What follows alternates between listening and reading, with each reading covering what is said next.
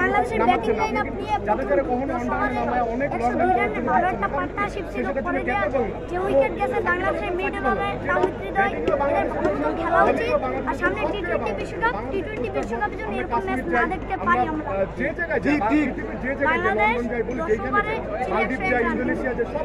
বাকি 43 রানে গেছে 10 উইকেট। খারাপ একটা batting line up, batting line up থেকে পৌঁছানোর দায়িত্ব মিডল অর্ডার মাহমুদুল রিয়াদকে টি-20 বিশ্বকাপে নেওয়া।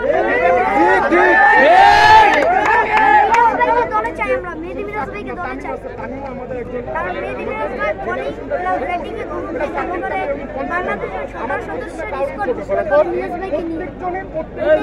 আজকে যদি লাস্টে মিরাজ ভাই থাকতো অনেক রান হইতো, 180 রান প্লাস হতো। আজকে মিরাজ ভাই থাকলে 180 রান।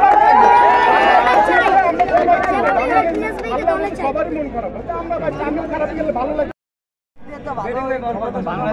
একটা মানুষ প্রতিদিনই ভালো করবে না।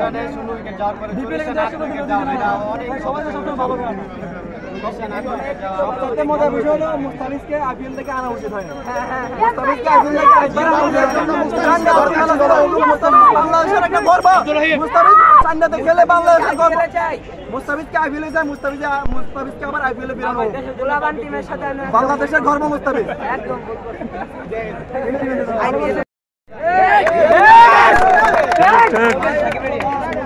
সাকিব ভাই হচ্ছে বাংলাদেশের এটা কোনো কথা হবে, কিন্তু আমি এই ম্যাচ থেকে কথা বলতে চাই। এক হচ্ছে নাজমুল হোসেন শান্ত, সে বাংলাদেশের ক্যাপ্টেন, কিন্তু তার পারফরমেন্স দেখেন লাস্ট ম্যাচে সে যেভাবে আউট হয়েছে আজকে সেভাবে আউট হয়েছে, ম্যাচের কোনো ইম্প্যাক্টই নেই। এবং লাস্টের দিকে ঠিক আছে, কিন্তু টি-20-তে লাস্টের দিকে স্পিন বল কেন দিব?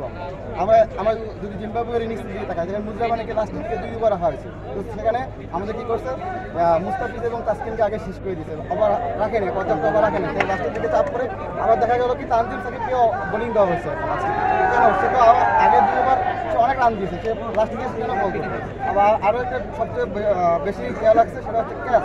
আমার 3টা ক্যাচ নিয়েছে, সেটা খুবই ডেঞ্জারাস ক্যাচ। হ্যাঁ, এবং এই হাফ চান্স করে ফুল চান্স না করতে পারলে বিশ্বকাপে মানুষ খুবই একটা খারাপ অবস্থায় আছে, এবং এই জিনিসটার উন্নতি করা অবশ্যই দরকার, এবং সেটা বিশ্বকাপের আগে।